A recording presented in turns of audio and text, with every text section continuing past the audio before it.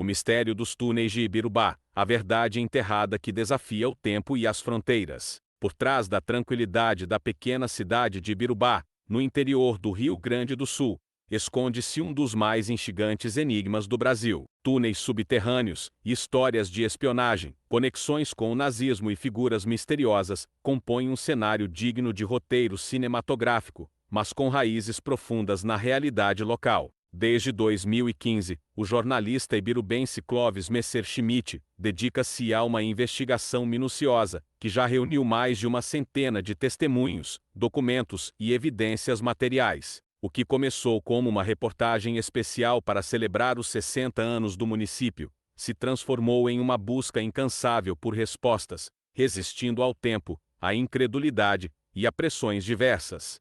Esta é uma história real, recheada de revelações surpreendentes e consequências ainda em aberto, uma investigação que pode, enfim, lançar luz sobre um passado enterrado há décadas, sob o solo de Ibirubá.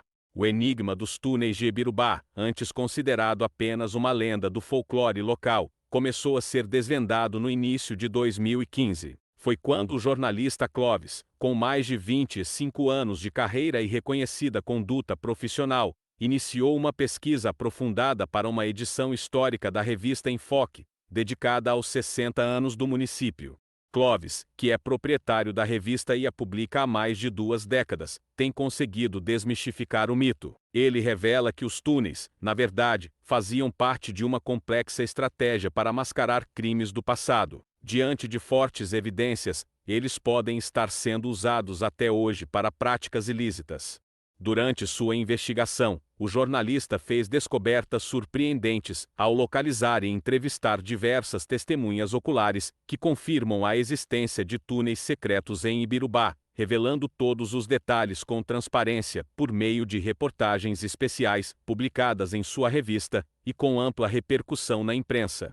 Entre os relatos, destacam-se o do falecido pedreiro Senhor José Godoy de Souza, conhecido como Josézinho, que afirmou ter participado da construção dos túneis em 3 locais distintos, incluindo um bunker que descreveu como uma casa subterrânea. Também merece menção a saudosa senhora Francisca Schaeffer, chamada carinhosamente de Cici, enfermeira do antigo Hospital Santa Helena, que contou ter frequentado um laboratório subterrâneo secreto e utilizado os túneis. Uma prova viva da época, a senhora Leonilda Brunieri, compartilhou sua experiência na adolescência, quando trabalhou nos túneis carregando malotes e caixas sob a alegação de que continham mantimentos. Esses itens, segundo ela, eram armazenados nas estruturas subterrâneas. Clovis entrevistou até mesmo uma das filhas do Dr. Frederico Ernesto Braun, a já falecida Nerissa Braun Linar, que confirmou a existência dos túneis em Ibirubá. Segundo ela, isso não era nenhuma novidade, tratava-se de uma prática comum no passado, especialmente em tempos de guerra, quando essas estruturas serviam como esconderijos e depósitos para armas, alimentos, bebidas e medicamentos. A relevância dessa descoberta e a natureza intrigante do mistério rapidamente ganharam destaque. A imprensa nacional e até mesmo internacional passou a explorar o assunto, com a história sendo destaque em veículos como o programa Fantástico da Rede Globo de televisão, o renomado jornal americano The Washington Post, a revista Carta Capital, o jornal Zero Hora, a RBS-TV, o SBT, a TV Band, a TV Novo Tempo e tantos outros importantes veículos. Segundo relatos de antigos moradores, a origem dos primeiros túneis remonta à época da colonização de Ibirubá, por volta de 1899. Naquele período, o povoado sofria constantes ataques de bandoleiros que saqueavam propriedades e ceifavam vidas. Os túneis construídos a partir dos porões das casas serviam como esconderijos para pessoas, alimentos e armas, permitindo que os chefes de família confrontassem os agressores enquanto protegiam seus entes queridos e seus bens. A suposta presença de seguidores de Adolf Hitler em Ibirubá, especialmente a de Martin Bormann, secretário particular do ditador, ganhou destaque nos anos 1970 após declarações públicas do renomado caçador de nazistas, Simon Wiesenthal. Em 1971, ele afirmou que Bormann havia se refugiado no município gaúcho, descrito por ele como uma colônia alemã, e que teria realizado uma cirurgia plástica em Ibirubá para ficar irreconhecível. Paralelamente, durante o período da Segunda Guerra Mundial, 1939 a 1945, a chegada de algumas figuras alemãs a Ibirubá levantou suspeitas. Entre elas estavam o Dr. Círio Carlos Campani, o padre Franz Himmler, conhecido como Padre Chico, e considerado a coluna mestra do quinta-colunismo local, e membros da família Krapf, que dirigia o antigo Hospital Santa Helena, composta por Carlos, sua esposa Elizabeth, e seus filhos Hildegard e Adolf Hermann Krapf. Adolf, alegado oficial nazista, teria morrido em combate em Escopim, na Rússia, conforme homenagem registrada no túmulo da família no cemitério evangélico de Ibirubá. Posteriormente, motivada pela Segunda Guerra Mundial, a rede de túneis foi sigilosamente ampliada, interligando os porões de residências e empresas pertencentes a simpatizantes e membros do Partido Nazista. Clovis obteve autorização para visitar alguns desses locais, e constatou a presença de paredes e lajes, bloqueando os acessos, confirmando os depoimentos das testemunhas. Além disso, Clovis apurou que os túneis já foram descobertos durante a execução de algumas obras na cidade, mas acabaram sendo ocultados por receio de embargos ou desapropriações, devido à forte especulação imobiliária em Ibirubá. Trabalhadores envolvidos nesses serviços relataram, sob sigilo, ter acessado trechos subterrâneos e, em alguns casos, apresentaram objetos encontrados nos locais, entre eles, adagas, quadros, livros antigos de medicina em alemão e espanhol, dólares, moedas alemãs, ampolas, rolos de filme, caixas com slides de locais na Alemanha e fotografias antigas de ilustres ibirubenses. Além disso, o jornalista também pesquisou sobre outros fatos relacionados, como o desaparecimento de um guarda, o assassinato de uma dama da elite e o suicídio de uma mulher, todos com residências ou locais de trabalho que tinham acessos aos túneis. Muitas informações foram levantadas, indicando a suspeita de queima de arquivo. No entanto, por serem fatos antigos e já prescritos, as autoridades não demonstraram interesse em investigar a fundo.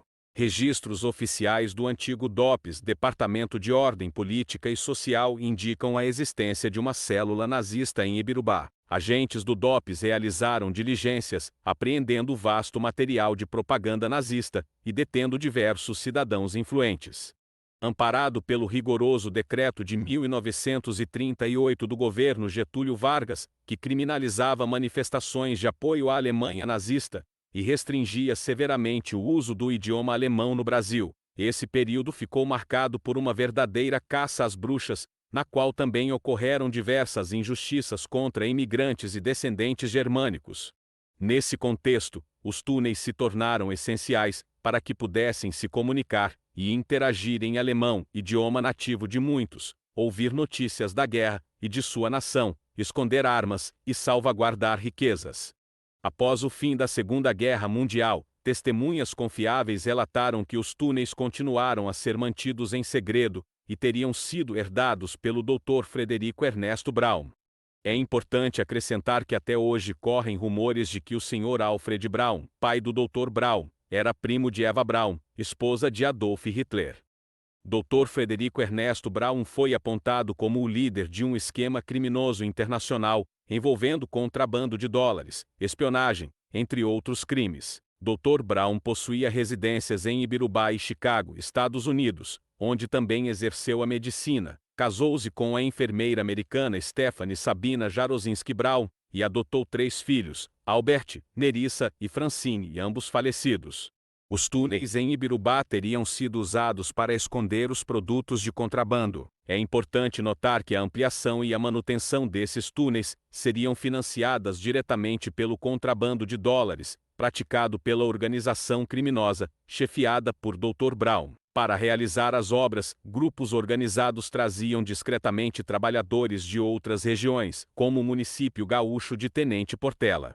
Este esquema foi alvo de uma grande investigação das autoridades americanas, com a participação da Interpol, FBI e CIA, ganhando ampla cobertura na imprensa nacional e internacional. Estima-se que movimentou mais de 40 milhões de dólares em uma gigantesca operação de lavagem de dinheiro no Brasil e no exterior. Familiares, cúmplices e empresas em Ibirubá também recebiam dólares por correspondência. Stephanie, descontente com a vida criminosa do marido, além de sofrer com infidelidades e violência doméstica, decidiu entregá-lo às autoridades americanas, fornecendo vastas provas. Pressionado pelas circunstâncias, Dr. Brown refugiou-se em Ibirubá e, em 1964, teria forjado sua própria morte, também por estar na mira de outros criminosos envolvidos em negócios escusos.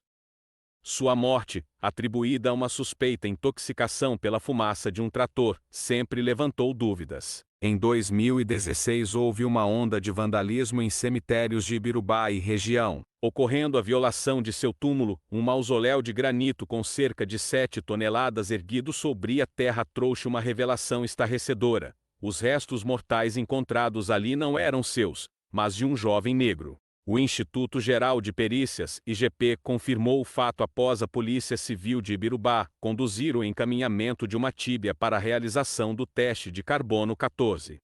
Testemunhas próximas, que trabalharam para ele, afirmaram que Dr. Brown fugiu para Ponta Porã, no Mato Grosso do Sul, onde teria realizado cirurgias plásticas, implante capilar, plástica facial e alongamento das pernas, adotando uma nova identidade e prosseguindo para o Paraguai. Lá, ele teria continuado suas atividades ilícitas, tornando-se ainda mais poderoso, utilizando aeronaves para transportar malotes de dólares para o Brasil, lançando-os de suas vastas fazendas no Mato Grosso do Sul para seus comparsas em solo. Relatos indicam que ele teria falecido no início dos anos 90, vítima de um acidente aéreo, vindo a óbito em um hospital devido a uma parada respiratória. Algumas pessoas que o conheceram relataram que, durante viagens, o flagraram em outros estados, como São Paulo e Paraná. Porém, quando ele foi abordado, teria negado conhecer o Dr. Brown, afirmando nunca ter ouvido falar dele. Uma testemunha que trabalhou para familiares de Dr. Brown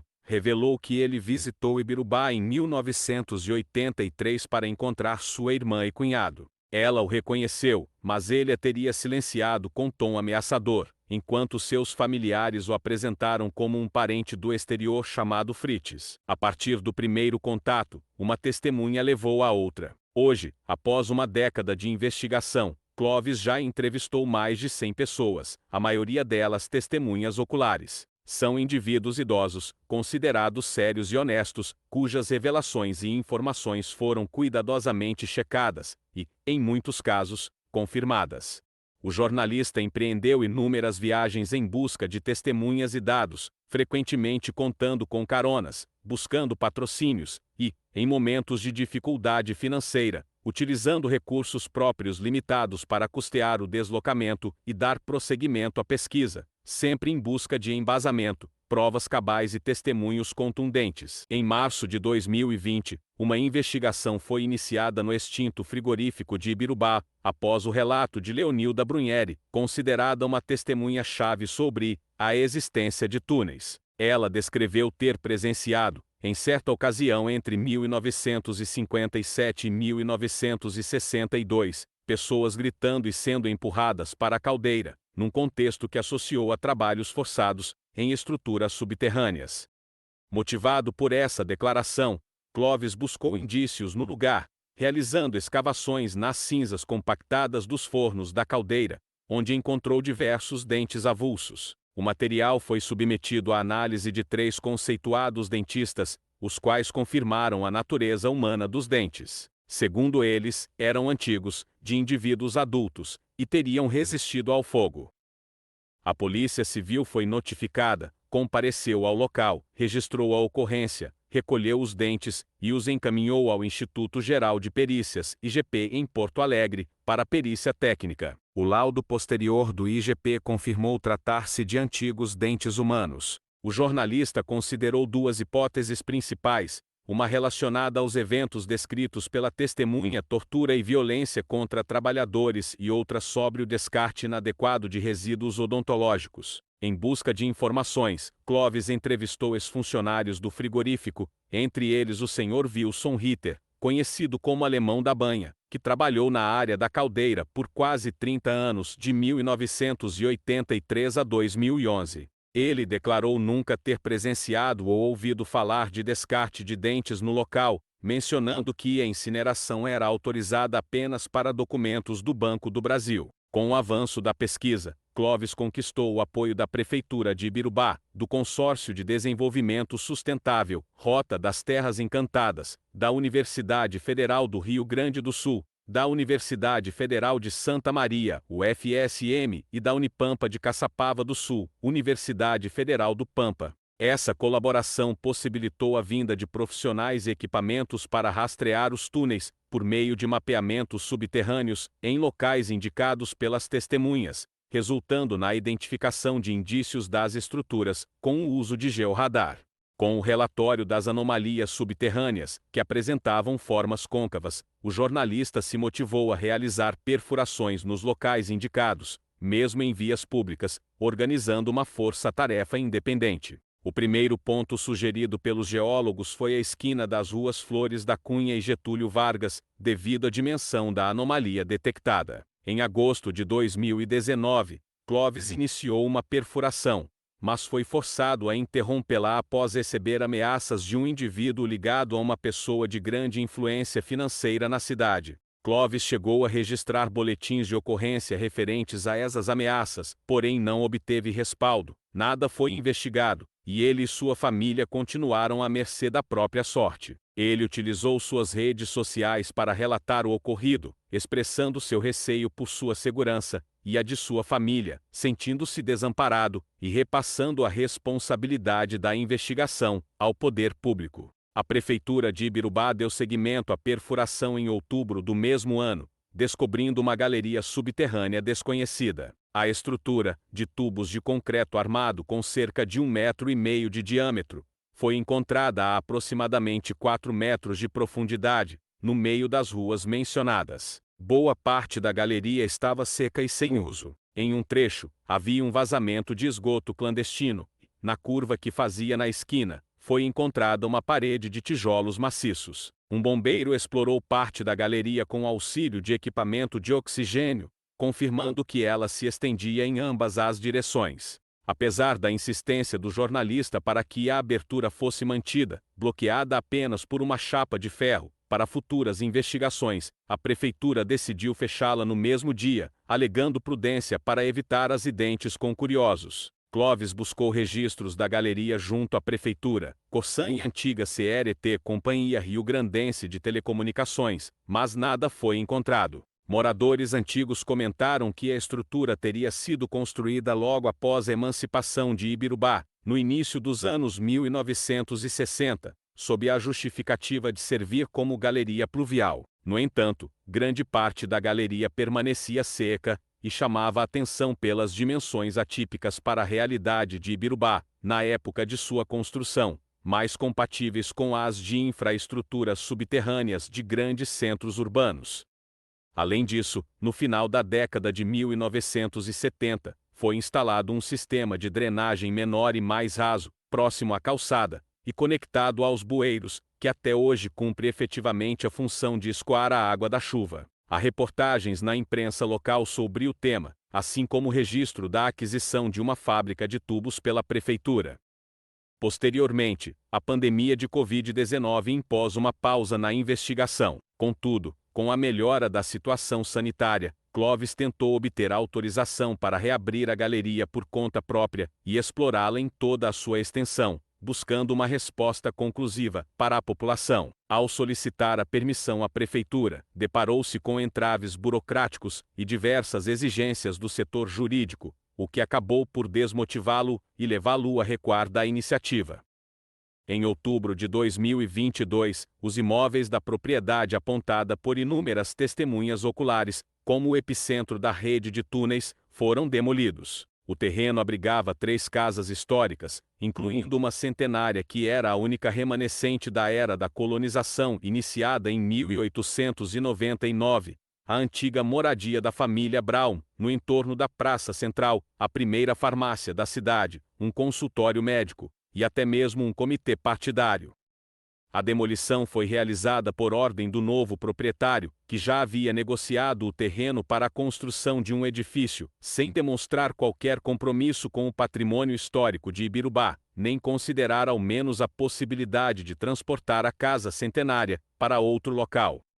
O jornalista e seus apoiadores apontam que há uma conspiração forte em curso, orquestrada por pessoas influentes em Ibirubá, visando ridicularizar a pesquisa dos túneis e apagar seus vestígios.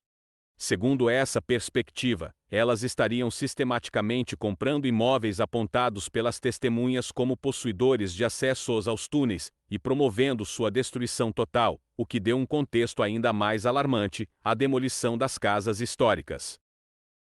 Diante da força do poder econômico e da especulação imobiliária em Ibirubá, a Avida, a Associação dos Voluntários Ibirubenses de Defesa Ambiental, já previa a demolição e buscou o apoio do Ministério Público e do Poder Judiciário locais para proteger esse importante patrimônio histórico. Infelizmente, seus pleitos não foram atendidos pelas autoridades, prevalecendo o direito à propriedade privada.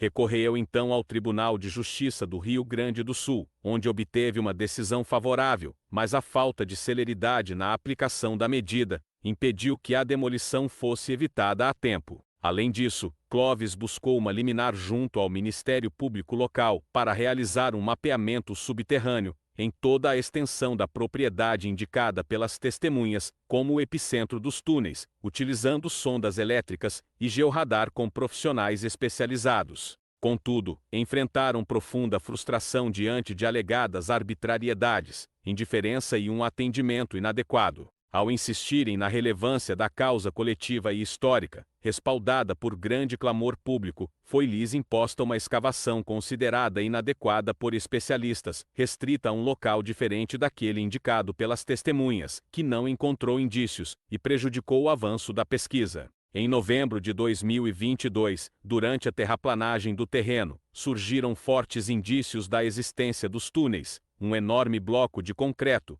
grande quantidade de tijolos maciços antigos, a cerca de 4 metros de profundidade, muitos com formato côncavo, além de uma estrutura identificada como um bunker no subsolo da residência dos fundos.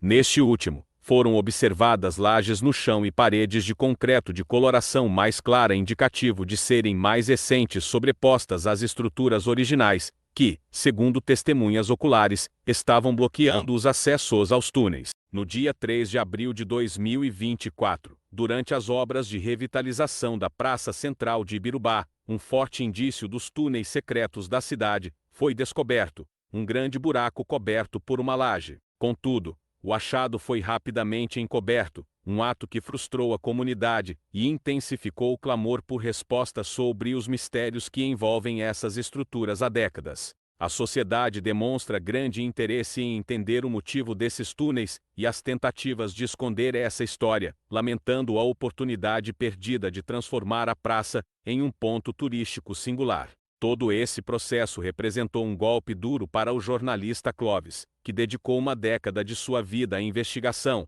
sempre comprometido com a busca da verdade. Ouvindo mais de 100 testemunhas com dedicação e empenho, ele buscou patrocínios, muitas vezes custeou a pesquisa do próprio bolso, e enfrentou ameaças, intimidações e retaliações, entre elas telefonemas, cartas anônimas e abordagens nas ruas, além da alegada falta de respaldo por parte do poder público. Além de representar uma causa coletiva e de grande relevância histórica para Ibirubá, a elucidação desse mistério que marcou gerações de ibirubenses tem o potencial de transformar a cidade em um ponto turístico de interesse mundial. Um projeto de visitação aos túneis, integrado ao comércio local, poderia trazer benefícios econômicos e culturais para toda a comunidade. Para fundamentar essa história intrigante, confira a seguir depoimentos contundentes de testemunhas que confirmam a existência dos túneis secretos de Ibirubá.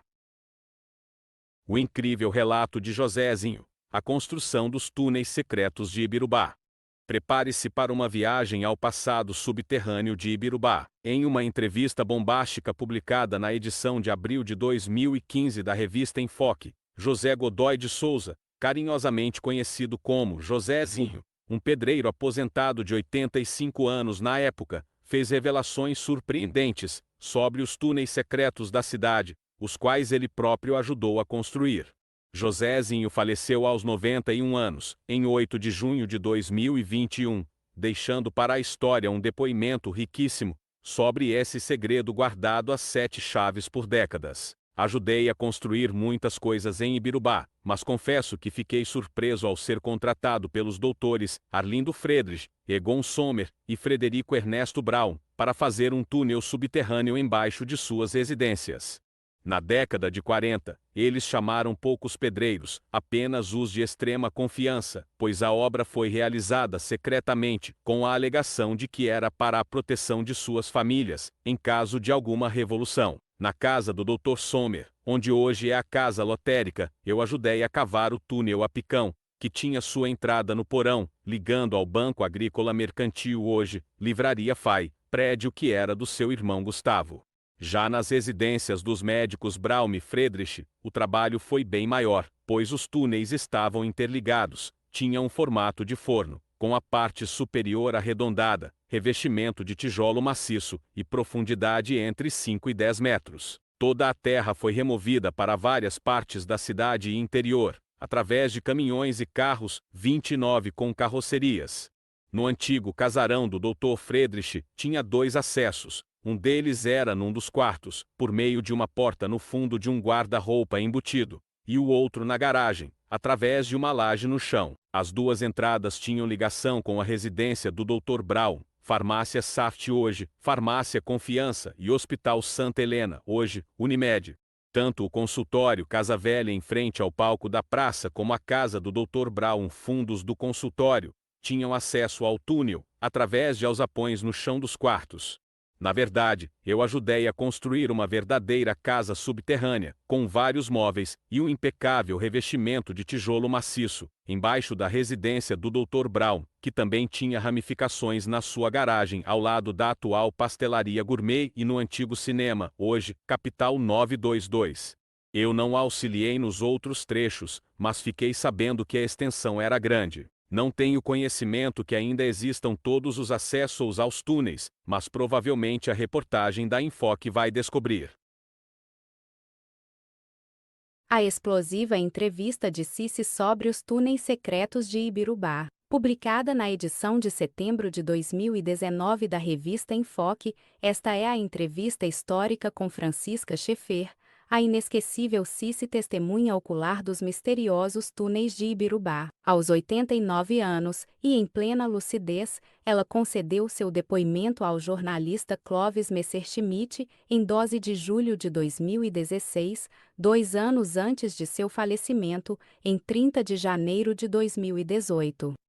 Como todos os envolvidos nessa história já morreram, e logo eu irei também, vou contar tudo o que sei. Eu sou natural da Vila Santa Isabel, interior de Ceubá, filha de agricultores. Ao completar a maioridade, recebi uma proposta para trabalhar num circo, o que na época foi uma ótima oportunidade para mim, pois tive nanismo em razão de uma paralisia infantil.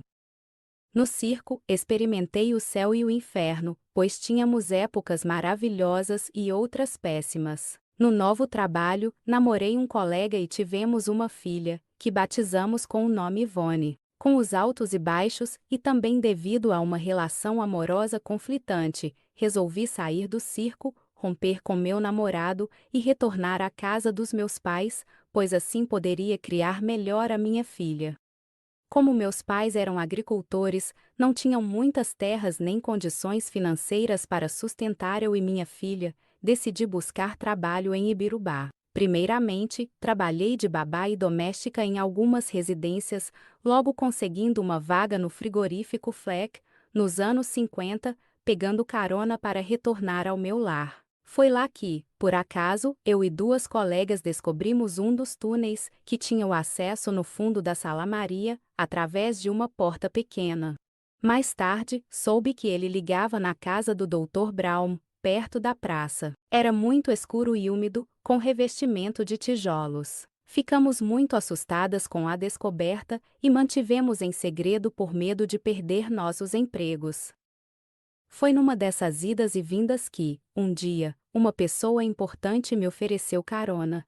Era o Dr. Braun, que parou seu carro e me pediu: Quer carona, baixinha? Eu, com meu jeito espontâneo, prontamente respondi que sim. No trajeto, contei que estava trabalhando no frigorífico, então ele pediu se eu gostava de trabalhar lá, se não era muito puxado por ser baixinha. Eu confirmei que era, mas que tinha que aguentar, pois tinha uma filha para criar, relatando a experiência infeliz no circo.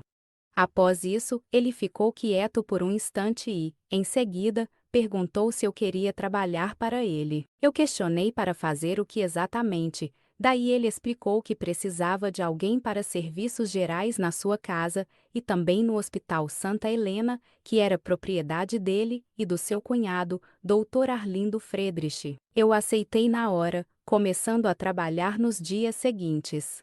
Com o meu estilo extrovertido, fui conquistando a confiança de todos, especialmente a dele. Eu era uma peteca deles, pois onde precisava alguma coisa, sempre me chamavam. Eles foram ótimos patrões, sempre me trataram com educação e respeito, além de pagarem bons salários, mas acabei descobrindo que o Dr. Brown tinha vidas paralelas. Maços de dólares empilhados em criados mudos, um quarto da casa sempre com a porta chaveada, uma garagem que somente os patrões acessavam, correspondências vindas do exterior, além de um depósito de medicamentos restrito a poucos funcionários do hospital, foram coisas que começaram a me intrigar. Com o passar dos anos, fui adquirindo experiência na realização dos partos, como também conquistando cada vez mais a confiança do Dr. Brown, de tal maneira que ele começou a solicitar meus serviços de limpeza num laboratório subterrâneo, abaixo do depósito da farmácia do hospital. Confesso que quando desci pela primeira vez, ao ligar das luzes, me arrepiei dos pés à cabeça, ao ver prateleiras de ambos os lados, com muitos vidros confetos. Assustada, ao perguntar sobre tudo aquilo, levei um pitoco. Ele me disse que era coisa dele e que eu deveria cuidar do meu serviço, então pedi desculpas. No fundo do local, havia uma entrada de um túnel que ligava à casa dos médicos.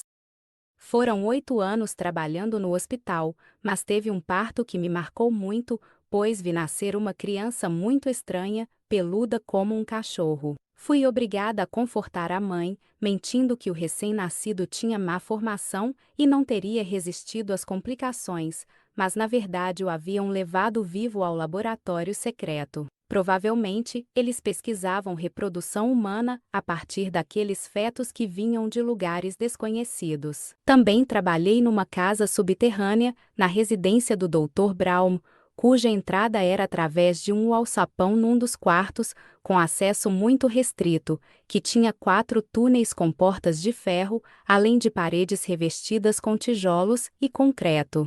O primeiro túnel ia na direção da igreja evangélica, o segundo para os lados do laboratório Egler, o terceiro ao frigorífico e o quarto rumo à farmácia Saft.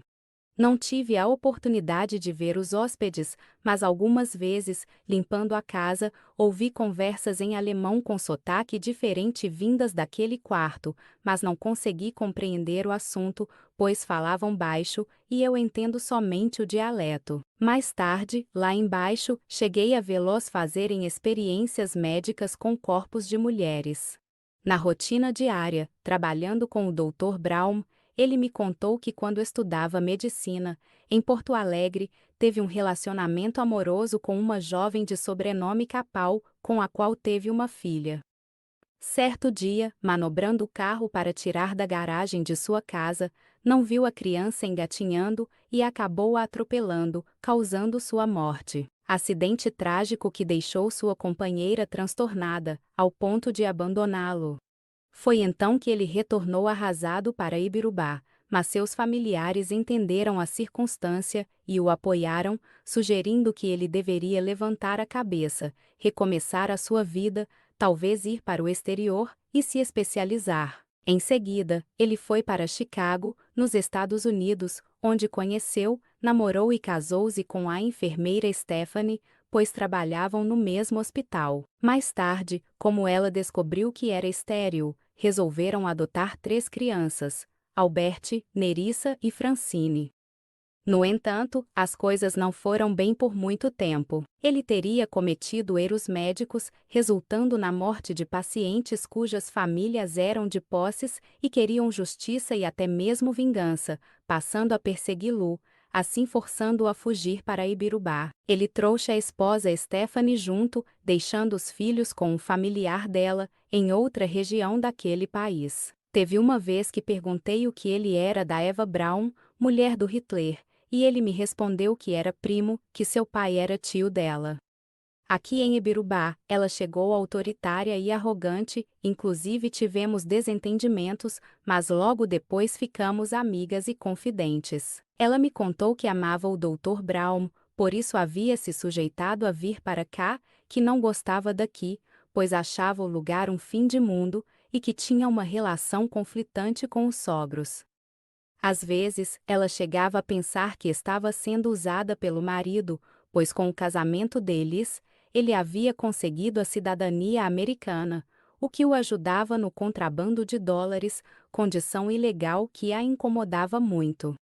Ela revelou que ele era genioso e tinha também um hospital no Mato Grosso do Sul, além de grandes fazendas na divisa com o Paraguai, tudo para facilitar os contrabandos de dólares, ouro, joias, armas e obras de arte, usando até mesmo aviões, fazendo parte de uma facção criminosa internacional.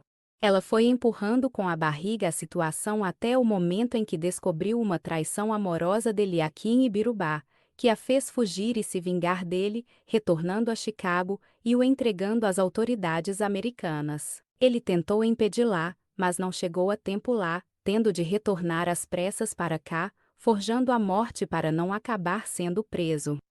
Eu fui chamada por ele, que me explicou a sua situação desesperadora, oferecendo dinheiro para matar um cachorro de estimação da família, mas recusei e disse que jamais faria aquela maldade, porque o animal era meu amigo, um pastor alemão de nome Rex. Foi então que ele me pediu quem poderia fazer o serviço, que ele pagava o que pedissem. Daí eu indiquei um amigo que era jardineiro, de sobrenome Camargo, que aceitou fazer aquilo. Ele me contou também que estava sendo obrigado a inventar a morte para não ser preso pelas autoridades, para fugir dos caçadores de nazistas que estavam no seu rastro, de americanos revoltados que perderam familiares devido a erros médicos cometidos por ele, e também de companheiros do partido nazista que queriam resgatar dinheiro de negócios mal feitos. Deixou bem claro que, se eu contasse para alguém sobre essa tramóia dele, ele ia mandar me matar. Eu estava no velório, e digo a todos que é bem como o povo conta até hoje, que foi restrito e aconteceu na casa dele. Ele estava sedado no caixão, e seu cunhado estava monitorando o tempo do efeito da medicação, por isso olhava no relógio discretamente. Teve um momento em que o pastor pediu para as pessoas se retirarem, alegando que a família queria se despedir reservadamente dele, fechando as portas da residência.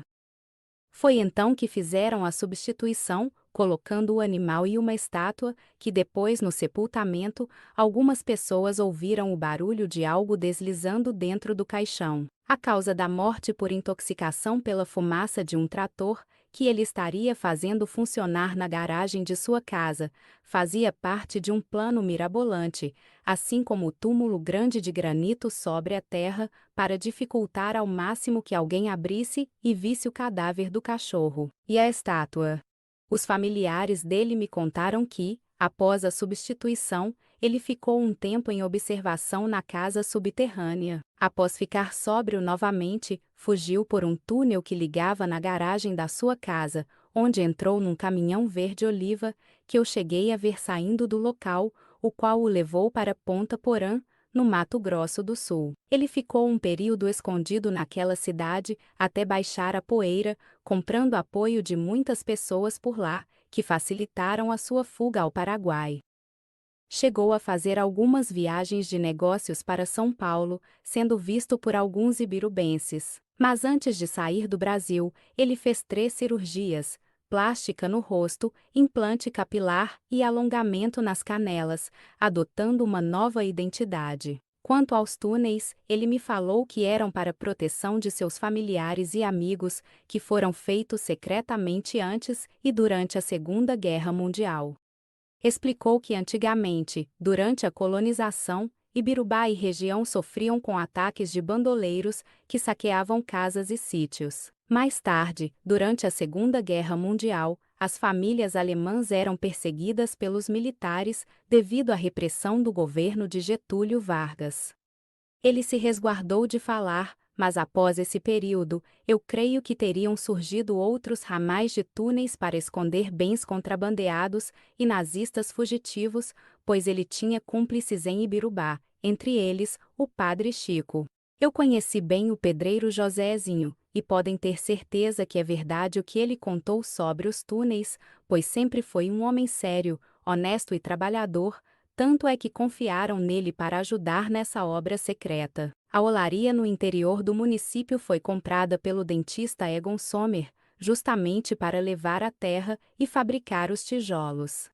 O assassinato da professora Irmintraut Sommer, bem como o sumiço do guarda Pichim, podem ter sido queima de arquivo. Tomara que um dia a polícia possa esclarecer esses crimes, assim deixando as almas deles descansarem. Soube que o túmulo do Dr. Braun foi aberto e tinha a ossada de outra pessoa dentro, conforme uma perícia policial, mas suspeito que tiraram os restos do Rex e colocaram o cadáver do Pichim. Será que não estão usando os túneis hoje para outras coisas proibidas? Por que a polícia não investiga de quem é realmente aquele cadáver que está naquele túmulo? Porque ninguém consegue entrar na propriedade dos Braun e Friedrich, abrindo os túneis e esclarecendo tudo de uma vez? Eu cheguei a receber algumas cartas do Dr. Braun, vindas do Paraguai, logo após ele ter fugido para lá, relatando que estava muito bem e que sentia muitas saudades daqui. Fiquei sabendo por amigos que ele esteve visitando sua irmã Erna, em Ibirubá, no ano de 1983, e que teria morrido no final dos anos 90, num acidente de avião naquele país. Após a fuga do Dr. Braun, no ano de 1964, eu lembro que veio um casal estrangeiro atrás dele no hospital, daí expliquei que ele havia morrido. Infelizmente, logo depois, tive uma trombose nas pernas que me deixou numa cadeira de rodas, sendo aposentada pelo Dr. Arlindo Friedrich. Foi então que minha filha Ivone me levou para morar em Cruz Alta, nos fundos da sua casa, para assim eu ficar perto dela e receber seus cuidados. Sou muito grata aos saudosos médicos Braun e Friedrich pela oportunidade que me deram, e por tudo que vivi em Ibirubá, cidade que eu tanto amo e onde conquistei amizades muito queridas. Espero ter ajudado e que esses túneis ainda possam ser aproveitados para o turismo. A verdade vem à tona, o depoimento chocante de Gislaine sobre a viúva do Dr. Braun e os túneis secretos de Ibirubá. No mês de julho de 2006, na estação rodoviária de Passo Fundo, eu conheci a senhora Stephanie, que era a viúva do Dr. Frederico Ernesto Braun. Na ocasião, eu estava retornando a Ibirubá, vinda de Marau, onde havia visitado uns parentes. Naquela época, tinha que desembarcar em Passo Fundo e pegar outro ônibus. Foi então que, caminhando pelo local, me deparei com uma senhora idosa e franzina que estava sentada num dos bancos. Ela educadamente me cumprimentou e perguntou para onde eu estava indo. Prontamente, a cumprimentei e respondi que estava indo para Ibirubá. Ela demonstrou surpresa e disse que tínhamos o mesmo destino, me convidando para sentar ao seu lado. Ao sentar-me com ela, perguntei quem ela era e se tinha parentes em Ibirubá. Foi então que ela se apresentou, dizendo que era enfermeira americana, de Chicago, e viúva do Dr. Braun, mas que atualmente estava morando no Rio de Janeiro, pois assim ficava mais fácil para ela lidar com o inventário. Após me apresentar, ela disse que iria me chamar de Fia, justificando que havia simpatizado comigo, pois eu era uma moça querida e podia ser sua filha. Em seguida, chegou o nosso ônibus, sentamos juntas novamente, continuamos a conversa e durante a viagem, ela relatou muitos fatos da sua vida, entre eles, como conheceu o Dr. Braun, da relação conflitante com as filhas e da herança multimilionária deixada pelo seu marido, o que a motivou a largar tudo nos Estados Unidos para poder reivindicá-la aqui no Brasil. Ela explicou que o conheceu no hospital de Chicago, onde eles trabalhavam e se viam com frequência. Namoraram, casaram e, mais tarde, como ela descobriu que era estéril, resolveram adotar 3 crianças, Alberte, Nerissa e Francine. Como eu sempre ouvi a lenda da misteriosa morte do Dr. Brown, que falava do sepultamento de um cachorro, aproveitei a oportunidade e perguntei se era lenda ou fato. Sem qualquer receio, a senhora Stephanie me contou que era fato e como tudo aconteceu, que todos foram enganados, que se tratava de mais uma farsa do seu esposo, que ele estava fugindo das autoridades americanas em razão de denúncias graves de contrabando de dólares contra ele. Inclusive, ela acrescentou que colocaram uma estátua junto com o cadáver do cachorro no caixão, para dar o peso equivalente de uma pessoa. Que ele era genioso e acabou fugindo para o Paraguai, onde recomeçou a vida dele, com outra identidade, não tendo mais contato com os familiares, pois após descobrir uma traição amorosa dele, ela também o denunciou para se vingar. Destacou também que os túneis foram idealizados por ele e alguns comparsas, e que serviram de rota de fuga para nazistas, além de esconderijo de dólares, ouro, joias, armas e obras de arte, tudo fruto de contrabando. Ela também contou que sofreu um atentado no Rio de Janeiro, quando alguns bandidos invadiram o seu apartamento, mas ela conseguiu fugir, tudo para intimidá-la, manterem-na calada e também resgatar dinheiro de negócios mal feitos com o seu marido. Teve um momento, durante a viagem e a conversa, que percebi que ela estava com uma mão queimada. Ao questioná-la sobre aquele ferimento, ela explicou que havia se queimado com uma vela, durante uma reza, na qual acabou cochilando ao pedir que Deus lhe protegesse e que tudo desse certo, logo com relação aos seus direitos da herança.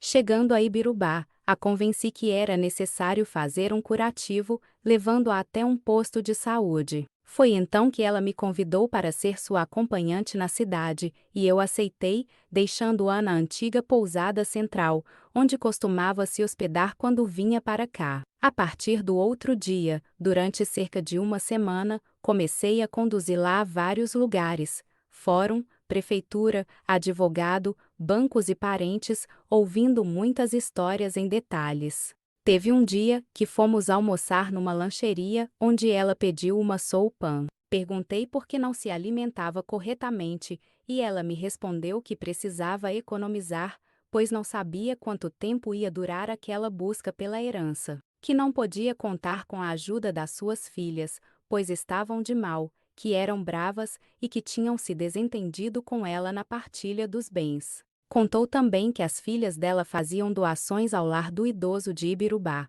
o que me deixou surpresa, pois elas não cuidavam da mãe idosa, deixando-a jogada pelo mundo, muitas vezes, passando fome e frio. Em seguida, ela disse que precisava muito da minha ajuda para fazer uma retirada de dinheiro do Banrisul e também um depósito no Bradesco do valor de uma desapropriação de terras, pois o banco não aceitou devido à sua idade avançada, pois já tinha mais de 80 anos. Portanto, ela pediu se eu poderia ser sua tutora, pois confiava muito na minha pessoa, então realizamos as operações bancárias. Novamente, falei que ela deveria se alimentar bem, pois precisava cuidar da sua saúde e que tinha dinheiro para isso. Ela me agradeceu por tudo e disse que antes de retornar ao Rio de Janeiro, iria me dar uma gorjeta por toda a ajuda recebida.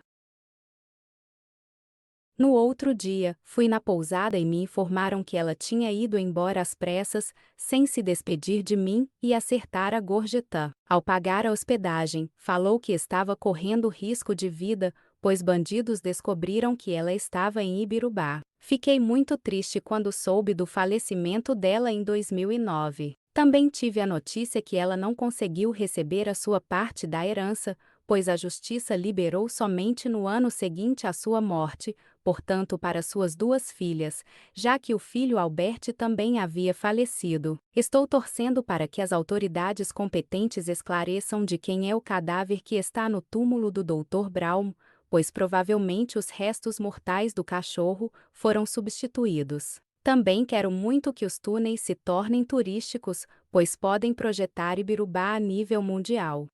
Professora Jessi é mais uma testemunha ocular dos túneis do frigorífico. Eu trabalhei 2 anos na refinaria do frigorífico Fleck, de 1958 a 1960. Nos fundos da empresa, havia uma tampa de madeira arredondada no chão, que eu e 2 colegas resolvemos abrir por curiosidade, mas escondido, pois era expressamente proibido acessar lá.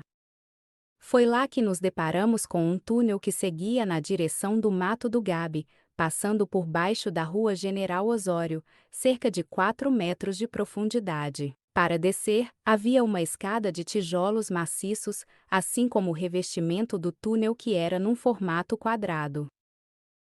Percorremos cerca de 200 metros, até que vimos outra escada, pela qual subimos e saímos num suspiro, tipo um poço, avistando algumas corticeiras, o potreiro e o frigorífico. Acredito que o túnel seguia para dentro do mato, mas havia um bloqueio. Esses túneis podem tornar Ibirubá uma cidade turística, portanto devem ser abertos e restaurados logo.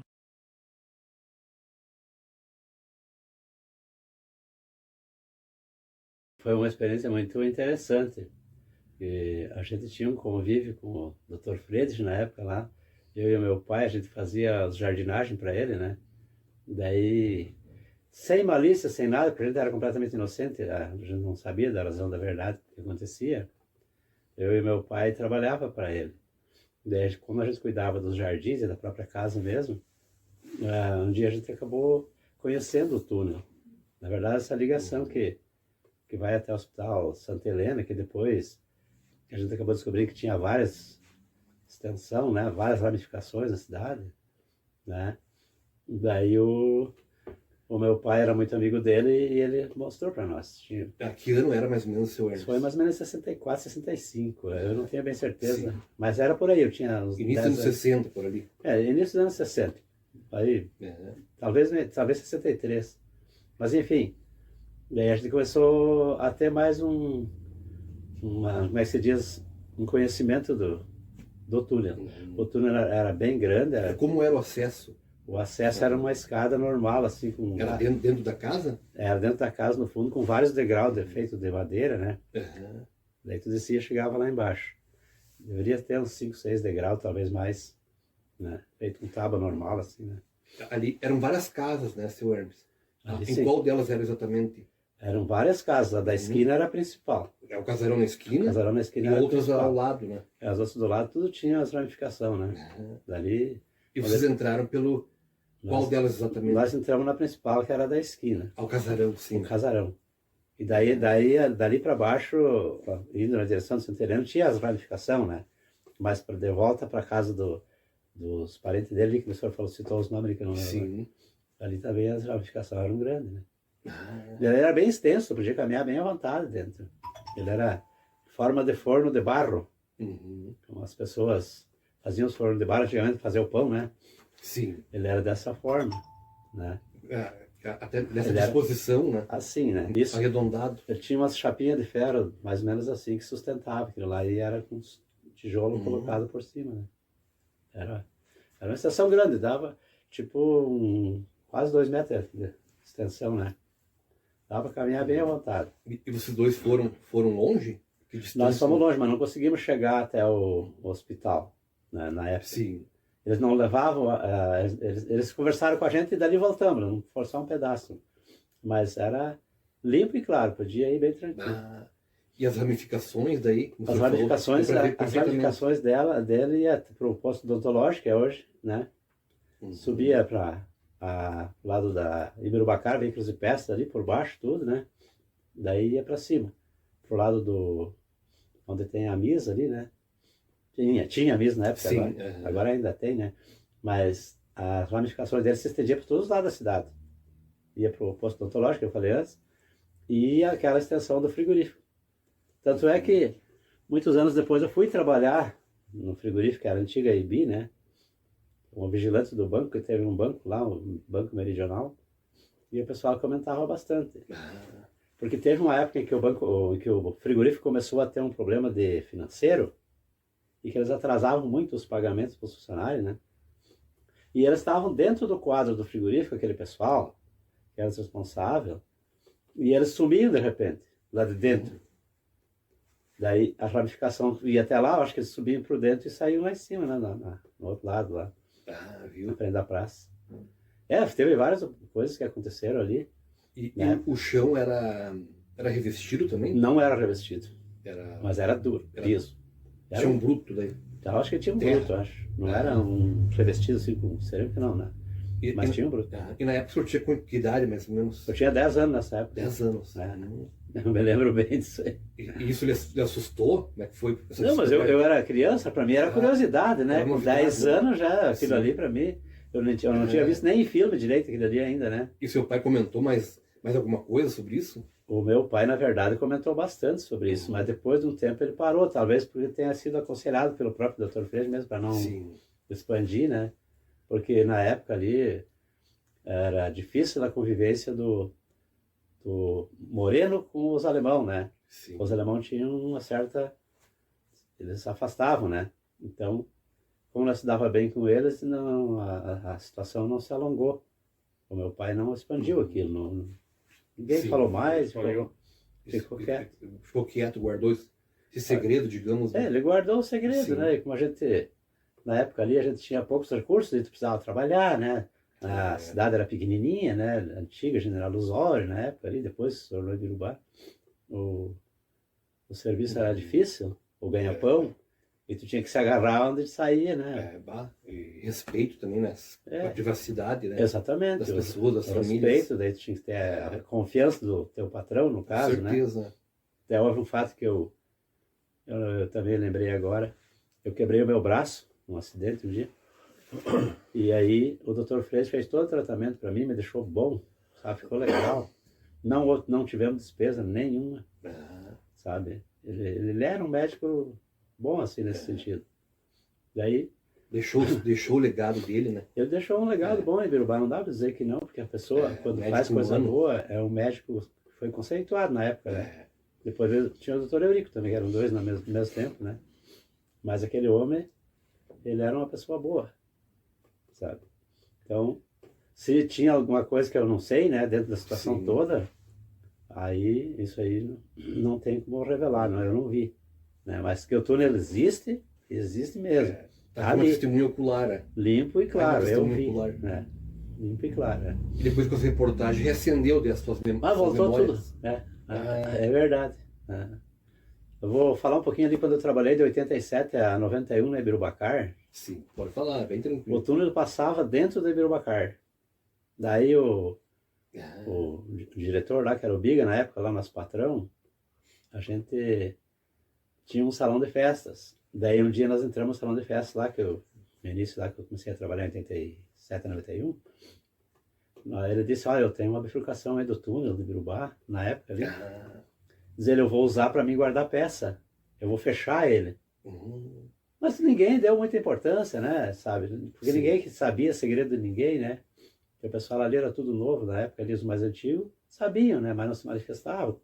Mas o túnel cruzava ali limpo e claro, embaixo. E ele ainda comentou com vocês. Ele comentou e nós fomos olhar, ele fechou lá e como nós trabalhávamos trocando peça de carro no chapeamento, daí ele pendurou as peças, mandava vir de São Bernardo do Campo, né, da Volkswagen, e daí a gente pendurava as peças lá embaixo. E o que acontecia? Como ele trancou a saída de ar de um lado e outro, para passar dava para passar. As peças enferrujavam, daí tu tinha que tirar as peças e tratar elas para depois poder colocar nos carros. Também era uma coisa, né? Não deveria ser daquele jeito, né? Mas a gente tratava as peças para colocar nos carros. Mais uma experiência que o senhor teve daí, né? Dentro do túnel, limpo e claro, né? Ele está lá até hoje, né? Aquele salão de festa, talvez ele tenha fechado, não sei. E também revestido de tijolos. Revestido de tijolos. Mesma coisa. Mesma coisa. Grande. Ele disse, com o meu Fuca eu ando aí dentro a hora que eu quiser. Na época. Daí ele descia, passava embaixo do Prato Pronto ali, que tinha um restaurantezinho ali, Sim. né?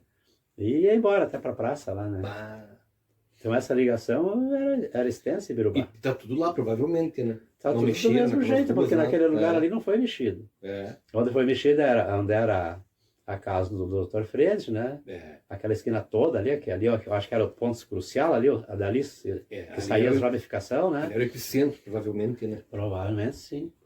O epicentro dos túneis, né? E isso aí eu acredito que tenha sido feito numa época em que o olho azul era o comando no nosso município. Ah, Vou falar desse assunto agora para ti, sim. para vir à tona que eles não deixavam o brasileiro, o moreno, entrar no município. Uhum. Então, quando foi feito o túnel, eu acredito que não tinha pessoas desse tipo de cor, assim, né, no Sim. município. Daí eles puderam fazer livre à vontade, no caso, à né? vontade. E não foi a público, porque uma ramificação dessa não se faz da noite por dia, né? Imagina quanta terra, né? Imagina isso Meu aí. Deus, né? Quanto trabalho, quanta terra, né, seu Hermes? Muito trabalho, né? É. Provavelmente eles consumiam a terra. Bom, Ah, como tinha muito mato, era pequenininho o lugar, né? Eles conseguiram fazer, mas eles já tinham o plano, né? Já tinham, com certeza eles já tinham o projeto deles, né? projeto antigo, né? Antigo. Ah, Para fazer uma planta, um desenho, né? Que é uma pena que não dá para mostrar publicamente hoje, né? Chegar e dizer, olha aqui, ó, limpo e claro, ó. mas vai chegar o momento. Mas bem eu logo, espero que se Deus chegue, eu quiser. quero estar junto. É, tá muito próximo. Mas Mas que experiências incríveis o senhor teve, né? Ah, eu nos meus 10 em anos, dois daí, locais, né? eu tive em 64, 65 e daí depois de 87 a 91, que eu fui mais fundo, mais para dentro ali, Sim. né? Pro lado do Santa Helena, lá, antigo Santa Helena Hospital. A gente não foi mais que a metade, eu acho. É, imagina Mas- também, né, seu Hermes, a questão da iluminação, Era bem complicado. do ar também, né? Do ar também. É. Ali tinha uma situação em que o povo comentava, nos meus 17, 18 anos, eu estava no quartel, ainda me lembro, que o hospital central era aquele, né? Daí baixava muitas pessoas lá, e daí no último piso de cima, eles escutavam barulhos, né? E falaram na época que poderia ser fantasma, mas fantasma não existe, né? Ah, E depois foi achado lá, acharam fetos lá, e situações assim sim. que não veio a público também, que eu acho que faziam experiência com isso, né? É, teve outros relatos, né? Mas Que dão conta de um laboratório. é, Um exatamente. laboratório subterrâneo secreto. Num laboratório secreto. É, com muitos fetos em vidros. Isso, Experiência, exatamente. provavelmente, né? Isso aí, isso aí é uma coisa que o povo comentou muito, né? Aí depois ficou tudo quieto, não falaram mais. Sim. Eu acredito que o laboratório esse funcionou bastante tempo. É, mais pessoas viram, realmente. É. Isso. Testemunharam esse tal laboratório. Esse pessoal ali que morava mais próximo, ali até muitos já não existem mais agora, eles comentavam muito que alguma coisa teria que ter. Mas o povo não dava aquela importância, né? Sim, Não eram tinha outros tempos. Não tinha né? noção, né? É. Era Outros outros tempos, né?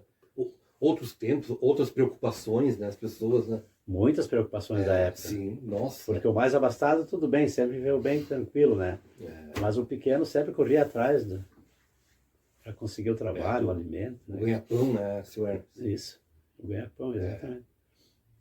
Então, eu acredito que eles usaram bastante o nosso município para fazer experiência de muita coisa, né? E até para esconder algumas coisas importantes, né? Planos, projetos obscuros. Né? Deveria ter muito projeto obscuro da época ali em que o povo não chegou a ter o conhecimento. Porque na época ali, como eu falei, que o município era fechado, né? Ele era controlado, as entradas eram cuidadas para que entrasse quem Sim. quisesse, né? Só deixavam entrar quem eles quisessem, na época, né? Como o município era pequeno, era fácil de fazer. É verdade, né? Daí depois foi se expandindo, a cidade foi crescendo. Bodoso revela a descoberta de 2 túneis escondidos. Na década de 1970, quando eu tinha 17 anos, hoje estou com 68, entrei 2 vezes naquele túnel que ficava atrás da casa do Dr. Arlindo Friedrich, no entorno da Praça Central. A entrada era nos fundos da casa dele, num lugar bem discreto. À direita, havia um portão de ferro, e por ali a gente entrava. Fomos lá para fazer um concerto num aquecedor de água ligado ao fogão a lenha, conhecido na época como Termeron. Fui eu e o finado Gomercindo Dornelles que fizemos o serviço. Naquela época, a gente nem dava importância para essa história de túnel ou mistérios. Não se falava nisso, e eu mesmo nem sabia de nada. Lá dentro, lembro que o túnel tinha 2 caminhos, um seguia em direção ao casarão do Fiorindo Servieri, e outro ia na direção do que hoje seria o posto da Cotribá, mais ou menos por ali, pelo que me lembro. Mais tarde, já depois dos meus 20 anos, entrei novamente em outro ponto desse túnel. Foi nos fundos da antiga Ibirubacar. Naquele tempo, ainda não existia aquele prédio pequeno que hoje tem lá. Achei um portãozinho de ferro escondido e trancado, mas sem cadeado. Abri e entrei. O túnel tinha, aproximadamente, 1,20 m de largura por 1,5 m de altura. Era bem estreito. Quando eu estava saindo de lá, o dono me viu e veio bravo. O que tu está fazendo nesse túnel aí? Não é para entrar aí. Me xingou e disse para eu nunca mais voltar ali. Depois disso, começaram a circular histórias sobre o Dr. Braun, aquelas conversas de corredor. Minha mãe, que foi secretária do Dr. Arlindo Friedrich, também comentava que no antigo Hospital Santa Helena existia uma sala secreta, onde faziam experiências com fetos. Teve também um outro caso, lá na casa que era do Seno Mainen. Uma vez a gente entrou, tirou uns tijolos, jogou uma alavanca para dentro de um buraco. E ela simplesmente sumiu, indo na direção do Bradesco, por ali. Então é bem possível que ainda existem vários acessos escondidos. O que lembro bem é que, no fundo da casa do Dr. Arlindo Friedrich, tinha uma escada para descer, e na época não havia nenhum obstáculo. A gente entrou, mexeu nos canos antigos de manilha de ferro, galvanizados. Tivemos até que fazer rosca lá embaixo porque estava tudo podre, e tivemos que trocar. Bom, é isso que eu vi, e que posso afirmar com certeza absoluta. A fascinante descoberta de Nestor Crames, que reacende mistérios em Ibirubá. A edição de outubro de 2019 da revista Enfoque trouxe um importante relato do construtor Nestor Luiz Crames, de 60 anos na ocasião. Ele veio a falecer em Ibirubá, aos 63 anos, no dia 7 de maio de 2022. No início dos anos 90, eu fui contratado para fazer uma reforma e colocar um telhado na antiga empresa de carros Ibirubacar, onde desapareceu o guarda Neucindo Dias dos Santos Pichim. Durante os trabalhos naquele local, me chamou a atenção uma tampa de concreto no chão, na parte dos fundos. Ao levantá-la, com a ajuda de alguns colegas, desci cerca de 4 metros de profundidade, percebendo que tinha 2 túneis. Um deles ia em direção à livraria FAI, e o outro rumo à lotérica, no qual caminhei por um trecho, tendo a sensação de sufocamento que me fez retornar, mas percebi que o túnel continuava, e tinha cerca de 2 metros de altura. Naquele momento, cheguei a pensar que ia encontrar o cadáver do Pichim. Tomara que abram logo todos esses túneis e façam turismo, pois vai ser muito importante para Ibirubá. Segredos trancados. O depoimento da ex-empregada dos Braun. De 1954 a 1957, fui empregada doméstica do Sr. Humphrey Braun e de sua esposa, Amália, pais do Dr. Frederico Ernesto Braun. Eu morava em um dos quartos da residência deles, que ficava em uma casa de alvenaria nos fundos daquela casa centenária de madeira, localizada em frente ao palco da praça. O que mais me chamava a atenção era o fato de a dona Amália manter um dos quartos sempre trancado. Esse quarto ficava numa parte ampliada da casa. Além disso, muitas vezes eu a via levando pratos de comida e jarras de água para lá, sempre depois das refeições. Eles eram patrões sérios e muito reservados, e as empregadas não tinham autorização para entrar naquele quarto e nem na garagem. Por isso, eu e outras empregadas apelidamos os 2 locais de o quarto e a garagem dos segredos. Uma vez, enquanto ela arejava o quarto, consegui espiar e vi alguns móveis, um tapete e também uma argola no chão. Certamente, era um alçapão que dava acesso a um túnel, que servia de esconderijo para alguém. Ex-funcionária revela túnel secreto no porão do antigo Hospital Santa Helena. Eu trabalhei por 18 anos na farmácia do antigo Hospital Santa Helena. Na época, nos anos 80, o depósito ficava no porão e, Uma vez, quando fui buscar caixas de soro, percebi que havia um alçapão num canto. Eu já tinha ouvido falar que existia um laboratório e um túnel secreto lá e, por curiosidade, ao levantar o alçapão, vi que realmente havia mais coisas lá para baixo. Logo na descida, tinha um lance de escada, por onde eu desci, lá embaixo deu para ver que realmente tinha um túnel que seguia em frente. Logo, ao caminhar por esse túnel, ouvi minha patroa me chamando, ao retornar fui flagrada por ela, que me xingou e mandou que eu saísse dali urgente, dizendo que os donos haviam proibido entrar lá e comentar sobre A aquilo. descoberta inesperada durante um serviço de reforma. Quero deixar registrado meu relato sobre um alçapão que encontrei durante um trabalho num casarão, que, posteriormente, soube ter acesso aos túneis. Isso aconteceu quando eu ainda era jovem, por volta dos 16 anos, início dos anos 2000. Na época, eu trabalhava com lixamento de assoalhos e parquet em residências. Estávamos trabalhando em um antigo casarão localizado na esquina da praça, onde hoje existe um prédio grande. Eu operava a máquina de lixamento grande, enquanto meu cunhado, que infelizmente já é falecido, fazia o acabamento nos cantos com uma lixadeira menor. O assoalho daquela casa era novo, resultado de uma reforma recente. Lembro que o proprietário era um paulista, dono do frigorífico Ibi, que havia adquirido a residência. O piso era de pinos, uma madeira bem macia, o que gerava muita poeira durante o serviço. O cômodo onde trabalhávamos era pequeno, quase um quartinho, e tinha um armário embutido em uma parede que acompanhava a escada de concreto que levava ao andar superior. Após o lixamento, como de costume, iniciamos a limpeza geral do ambiente, incluindo as paredes e todos os cantos, para evitar que a poeira prejudicasse a aplicação do acabamento final. Durante essa limpeza, precisei entrar no armário embutido para bater o pano nas paredes internas. Foi quando percebi que havia 2 ou 3 gavetas. Retirei as gavetas para limpá-las melhor, virando-as de cabeça para baixo para remover a poeira. Na última gaveta, notei uma tampa de madeira laminada, bem fina, já arqueada e ressecada pelo tempo. Ela estava mal encaixada, meio atravessada. Quando puxei a tampa, ela saiu com facilidade e, para minha surpresa, revelou um buraco considerável. Naquele momento, levei um susto. Era um espaço profundo, de onde saía um vento fresco. Na época, nem se falava em túneis em Ibirubá, esse tipo de assunto sequer era comentado. Fiquei intrigado e chamei meu cunhado, que estava na garagem pintando os rodapés. Levei-o até o local e mostrei o buraco.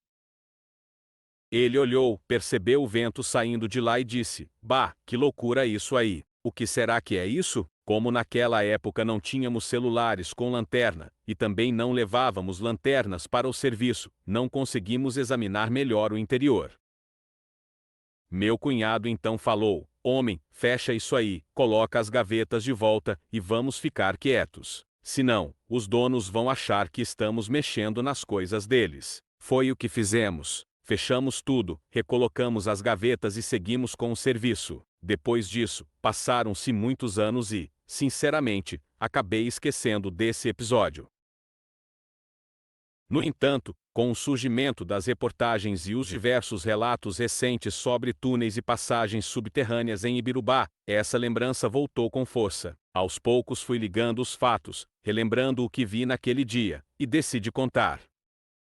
Deixo aqui este registro como testemunha ocular de algo que presenciei. Guardei essa lembrança comigo durante todos esses anos. Hoje, tenho a convicção de que realmente havia algo escondido ali. Tenho muita curiosidade em saber o desfecho de toda essa história. Sempre tive vontade de descobrir o que existe no subterrâneo de Ibirubá. Vamos em frente.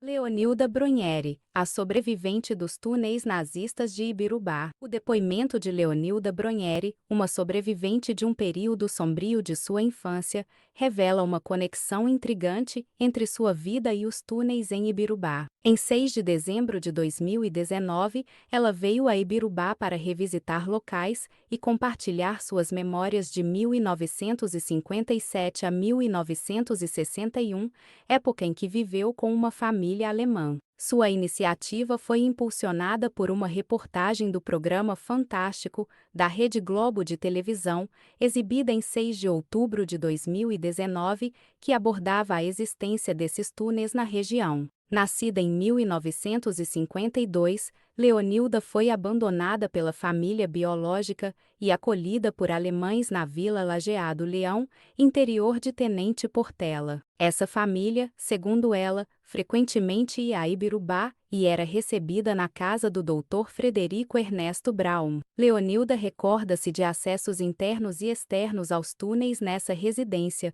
onde ouvia conversas sobre política em alemão e via a movimentação de pessoas importantes. Ela inclusive visitou um sobrinho do Dr. Braun, relembrando interações e o apelido de Nininha que ele lhe deu. Seus relatos incluem descrições perturbadoras de um extinto frigorífico, que seria uma saída dos túneis. Ali, ela observava movimentações estranhas, uma caldeira e ouvia gritos de socorro, o que a fazia crer que pessoas eram castigadas e talvez exterminadas. Leonilda também reconheceu, por meio de fotografias, vários moradores ilustres de Ibirubá que circulavam nos túneis. Entre eles estavam o farmacêutico Alfred Braun e seu filho, o Dr. Frederico Ernesto Braun, o padre Franz Himmler, padre Chico, Elizabeth Krapf, ex-dona do Hospital Santa Helena, além da enfermeira Anã Francisca Schaeffer Cisse. Ela descreveu grandes espaços nos túneis, onde avistou símbolos nazistas e caveiras, além de uma sala com armas e saídas de emergência com motos. Um dos momentos mais chocantes de seu depoimento é o encontro com o oficial da SS Paul Hauser, a quem ela descreve como um segurança. Leonilda relata ter espiado uma sala nos túneis e encontrado uma fileira de corpos, sendo em seguida agredida e ameaçada por esse homem. Ela também afirma ter reconhecido os rostos de Adolf Eichmann e Joseph Mengele Eichmann em Tenente Portela e Mengele em Ibirubá, este último em um laboratório subterrâneo. Além disso, Leonilda alega que Adolf Hitler teria visitado a região, participando de reuniões em Blumenau, Tenente Portela e Ibirubá, onde ela o teria visto. Em 1961, aos 9 anos, Leonilda conseguiu escapar da família alemã em Tenente Portela. Após a fuga, ela enfrentou dificuldades, mas a superou com resiliência. Atualmente, Leonilda planeja retornar à região para, quem sabe, acessar os túneis e confirmar detalhes de sua história, como, por exemplo, o sobrenome daquela família alemã. Seu testemunho é fundamental para lançar luz sobre esses eventos e assegurar que essas memórias sejam reconhecidas e compreendidas. Confira a seguir um compacto da sua entrevista na Rádio Cidade 104.9 FM, realizada pelos jornalistas Andrei Grave e Clóvis Messerschmitt, numa live em 6 de dezembro de 2019. Até, na verdade, podemos dizer que a senhora é uma sobrevivente do trabalho escravo dos túneis nazistas de Ibirubá, né, dona Leonilda? Eu cheguei a essa conclusão, assim, buscando, assim, né, lá atrás, assim, pensando muito na minha infância, né, assim, e cheguei a uma conclusão, digamos, concreta, que eu sou uma sobrevivente, sim, né, porque eu vi gente morrer na minha frente, né, não sei porquê, mas... E diante dos acontecimentos, assim, do que as pessoas que estavam junto comigo ali, coisa e tal, me falavam, eu era, se eu abrisse a boca, digamos, eu era a próxima, né? Sim. Eu fui uma menina abandonada, digamos, né? Eu fui abandonada e daí eu cheguei na casa dessa família de alemães que tinha lá em Tenente Portela, né? A senhora comentou. Eu fui morar, parar, trabalhar, sei lá o que, nessa família de alemães. Com seus 6 aninhos de idade. Com meus 6 aninhos de idade. 6 aninhos e um pouco, talvez. Sim. Um pouquinho, né? E ficando lá nessa casa, né, nessa família... Era no interior de Tenente Portela. No interior, que eu tento, sim, todos os dias refazer aquele trajeto lá, né, da onde a gente saía daquele lugar, lá daquele sítio, digamos, sim, que a gente vinha para cá, para Ibirubá, de jardineira. Então, é um lugar bem afastado, na época era muito mato, era muito mato, né? Essa moradia, essa casa, uma casa muito ampla que recebia muita gente daqui lá. Sim. Então, eu fui morar naquela casa lá, a princípio, cuidar de criança, né? Cuidar das crianças dessa família de alemães que tinha. E só que não foi cuidar das crianças, eu fui além. E essa família dizia que a senhora havia sido abandonada pela sua mãe? Sim, eles diziam que eles tinham me achado, abandonado. Essa família de alemães viajavam para cá de jardineira, viajavam para Ibirubá de jardineira. E eu ia junto, porque eu fazia um trabalho assim, eu carregava coisas para eles, né? Tanto lá no casarão onde eles moravam lá fora, como aqui eu carregava assim sacos de mantimentos, coisas assim que se produzia lá no sítio, né? Lá nessa então morada. Vocês vinham abastecer os túneis? Sim, aqui. nós vinha, porque essa família, na época eu não tinha noção, mas agora buscando lá atrás, né? Eu cheguei à conclusão que essa família fazia parte desse pessoal todo, né? Dessa gente toda. Tem uma lembrança muito clara, assim, né, na minha memória, que lá dentro daquele túnel que a gente transitava, que eu carregava coisas, né? Tinha assim na direita, assim, na minha direita tinha uma entrada, tipo uma porta, tinha uma entrada onde que eu levava mantimentos para dentro ali, tipo uma despensa, não sei bem certo que era, um negócio assim, mas era ali que eu levava mantimentos que eu trazia da jardineira, que vinha do sítio. E mais na frente, assim, tinha uma outra porta que estava sempre fechada, né, assim. E um dia estava entreaberta a porta e eu tinha fiquei com curiosidade de saber o que tinha lá, né? Eu cheguei na porta assim, espiei e eu vi uma fileira assim de coisas. Na porta assim, fiquei olhando e eu vi tipo pessoa deitada com os pés assim, né? Assim, os pés. Aparecendo assim, os pés. Aparecendo os pés. E aquilo eu não suportei, assim, a curiosidade, né? E entrei lá e levantei aquela estopa, assim, né? Levantei, assim, tirei, assim, né? Aquela estopa e eu me deparei com uma fileira de corpos, assim, né? Mortos, claro. Eu fiquei horrorizada. Falar disso... E tinha muitos empregados nesses túneis? Nesses tinha casarões? Muita gente. E as pessoas falavam português? Eram aqui do Brasil? Se falassem, falariam em português, porque eram brasileiras, certamente, mas ninguém falava, né? Ninguém falava nada, viviam tudo de cabecinha baixa, velhos. Crianças, idosos. Sim, tinha muitos velhos, pessoas de uma certa idade, né? Mas tinha muitos jovens, mas eram tudo pessoas muito debilitadas, muito magras, muito frágeis, muito debilitadas, assim, né? Não tinham assistência nenhuma? Não, eram pessoas sem vidas, sem atitudes, que estavam ali porque não, acho que não tinham como sair, não conseguiam sair, e se trabalhava muito, né?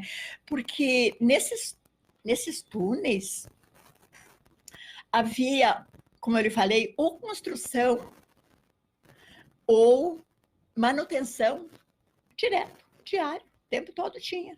E a senhora comentou também que o lugar que vocês mais costumavam entrar era na propriedade ali dos Friedrich, dos Braun e dos Friedrich. Sim. Que a senhora foi até lá hoje, inclusive, sim, né? ali era o ponto alto dos importantes, digamos. Sim.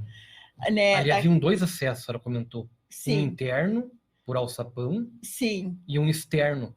Sim. Que era tipo uma cisterna. Tipo uma cisterna falsa. Sim, isso mesmo. Na época eu não tinha noção do que era isso, ou o porquê, né? Tinham formado um formigueiro, a senhora comentou, sim, né? Tinha, isso mesmo. Mas agora, buscando lá, assim, a cena, né, assim, é nítido, assim, né, que realmente era uma entrada e saída estratégica oculta, né, assim. Sim. Tinha que ser oculta, não era uma E coisa logo na pública. entrada havia uma câmara grande, um bunker, Sim. Sim. Uma casa subterrânea, digamos. Uma casa subterrânea, parece que era uma espécie de um porão, onde que saía aos lugares. Que dava acesso para casa, para os outros lugares, para os cômodos, e por dentro da casa que tinha a visão da frente, né? Mas só que nunca se entrava pela frente. E lá dentro era tudo revestido de tijolos? Tudo. E como é que era a iluminação, a senhora lembra? Era fraca? Era fraquíssima. Fraca? Fraquíssima. Era... Alguma coisa elétrica? Ou... Não era elétrica. Querosene, fogo? Tochas, querosene. Tochas, querosene, era difícil de respirar? Lamparinas, eu acho que era, tipo lamparinas. E se caminhava também, eu cheguei a ver gente caminhando com tochas lá dentro, né? Dentro do túnel. Um negócio assim que tinha, que existia naquela época, né? E tinha, às vezes se via lampiões. Lampiões. Eu não sei se os senhores têm noção do que é lampiões, mas eu vi muitas vezes, e dentro dessa casa eu tenho certeza que ainda tem algum guardado por ali, ainda, os lampiões que... Eram muito usados, então. Que eram muito usados, muitíssimo usados. Lampiões. Bom, eu tenho uma pergunta, respiração dentro Péssima. essas extensões. Péssima. A respiração a gente ficava muito cansado. Muito cansado. Com quantos anos a senhora, quantos anos a senhora permaneceu nesse trabalho, dona Leonilda? Dos 6 até... Dos 6, eu acho que até uns 9. Uns 3 anos, mais ou menos. Uma vez eu passei mal. Uma vez eu não sei se eu desmaiei, não sei bem certo agora, assim, né? Mas eu caí, eu desmaiei. Não sei se foi de cansaço, né? Ou de fraqueza, ou de falta de ar. Muita falta de ar, assim, muito cansaço. Eu sei que eu passei muito mal e cheguei a pensar que... Eu me lembro que eu fiquei um tempo sentada, encostada, assim, né? Me sujei, me barrei todo, né? E fiquei pensando, eu acho que agora chegou o meu fim, eu acho que agora eu vou morrer. E como eu tinha, mesmo criança, eu tinha sempre um pensamento de um dia achar minha mãe, saber quem eram meus pais, ou saber se existiam em algum lugar. Eu me lembro que daí eu cheguei a pensar assim, não, mas eu ainda não posso morrer, eu tenho que achar, porque o dia que eu achar minha mãe, ou meu pai, eu tenho certeza que eles vão me tirar daqui. Só que ali dentro eu não via a luz do túnel, digamos, né? Eu não via uma luz no fim do túnel para como eu ia sair dali, né? Então, só que um dia chegou esse dia lá na casa dos alemães, né? Quando nós fomos embora, quando a gente ia embora, chegou um dia que aconteceu um negócio lá. E eu fugi daí, né, de lá. Mas eu vivi ali, tipo, uns 3 anos, eu acho, né, assim. Porque eu me lembro que com 9 anos, eu tive força e coragem para fugir. E a mulher, a pessoa que era a mulher, a esposa do dono da casa lá, dono da casa, digamos, veio conversar comigo que no dia seguinte alguém ia me levar embora de lá, que ia me levar embora e que eu ia me tornar uma pessoa famosa, conhecida.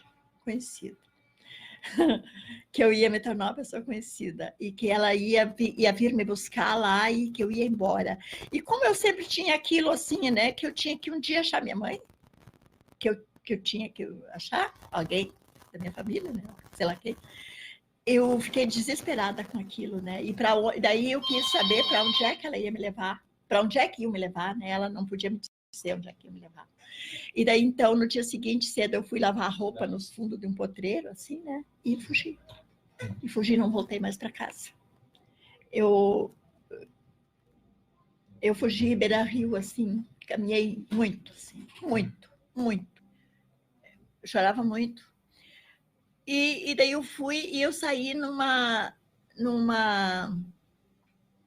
moradia, assim, bem humilde, num lugar não... muito longe, assim, do local da onde eu fugi, né?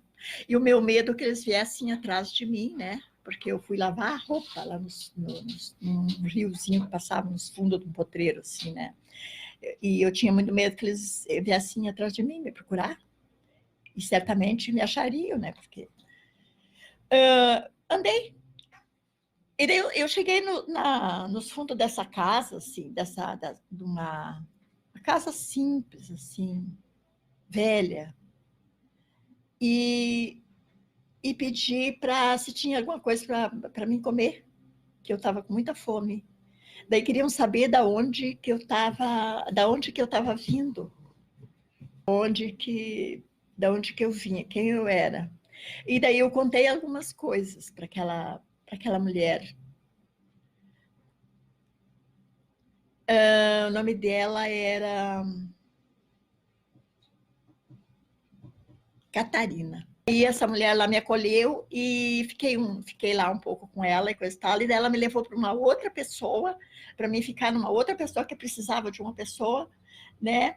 Num outro lugar lá, nos colonos que tinha lá, que tinha 2 crianças, assim, né? Tinha um menino. E lá eu fiquei um tempo, e assim eu fui crescendo. Foi essa reportagem do Fantástico, quando a senhora assistiu. A reportagem Fantástica. Ele deu um aperto no peito. Como é que foi a sua reação? É uma reação de perplexidade, assim, né? De dar um turbilhão, assim, de sentimentos, de lembranças, de inquietude. Difícil definir. E daí a reportagem mostrando aquelas casas que a senhora entrava. Sim, sim. Daí eu comecei a ver, por exemplo, as casas, e daí foi mostrada uma entrada de um túnel aquilo foi um susto para mim também, porque eu entrei naquela entrada que eu vi no Fantástico e que está lá no Google. Eu entrei naquilo ali. Não tinha liberdade de circular pela cidade. Não. Eu fugia, que eu falei para o Sr. Clóvis, eu fugia para ir lá no frigorífico, porque eu tinha horror e eu tinha que ver o que acontecia com as pessoas que gritavam que tinham socorro. E a senhora conseguia sair pela rua? Eu conseguia fugir. Uma vez só eu consegui sair pela rua, uma vez só. Apanhei muito depois, né? E outras vezes eu fugi pelo túnel, foi aonde que eu encontrei, que eu sei que tem aquele braço que vai pro mato, e esse que passa aqui, que faz uma curva para chegar no frigorífico. Tinha curiosidade, o meu medo me fazia ter curiosidade. A senhora comentou, pela questão da respiração, da circulação de ar, que haviam muitos suspiros, que seriam poços falsos de água, talvez, nos fundos dos quintais das casas. Sim. A senhora lembra dessas aberturas, essa claridade que dava dentro dos túneis? Sim. Seriam suspiros, haviam seriam muitos, suspiros, mas suspiros, mas tinha saídas estratégicas. Não, as saídas não eram só, digamos, lá... Saídas de emergência, digamos? Saídas de emergência, isso, saídas de emergência. Então? Havia. Haviam até motos, a senhora comentou, né? Havia motos que eu pensava que era bicicleta diferenciada. Nesse túnel que vai para o frigorífico. Antes do braço que sobe para o mato.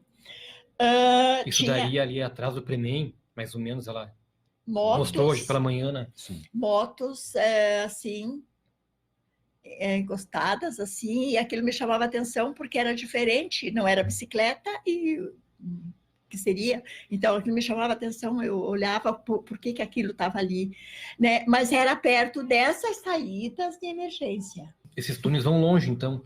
Vão longe. Esses túneis vão longe. Em todos os sentidos. Tomara que com a sua entrevista mais pessoas se encorajem de falar também e porque trazer é o algumas seguinte, ó, revelações, né?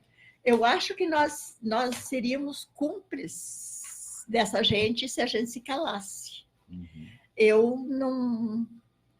não tive dificuldade em achar, no meu pouquinho de informação que eu lembrei, né, que estava guardado, eu não tive dúvida nenhuma em trazer, né, escancarar, digamos assim, falar palavreado, mas eu não tive dúvida e acho que qualquer pessoa que souber alguma coisa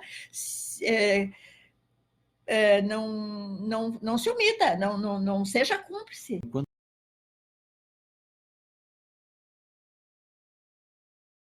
O meu compromisso é localizar, preservar e garantir o reconhecimento dos túneis subterrâneos de Birubá.